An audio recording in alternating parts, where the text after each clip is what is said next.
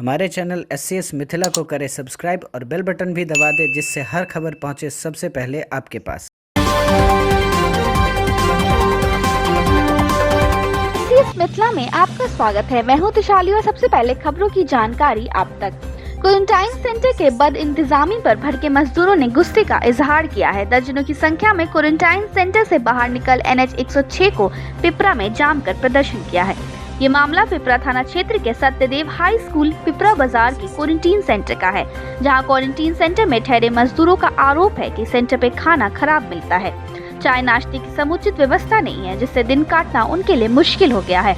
आक्रोशित लोगों ने ये भी कहा कि जब सरकार द्वारा क्वारंटाइन सेंटर में समुचित व्यवस्था नहीं कराई जा रही है तो उन्हें घर भेज देना चाहिए, ताकि कम से कम घर में रहने खाने पीने की व्यवस्था हो जाएगी। सड़क जाम के कारण सड़क पर आवाजाही ठप हो गई। आक्रोशित लोग वरीय अधिकारी की आने की मांग कर रहे थे।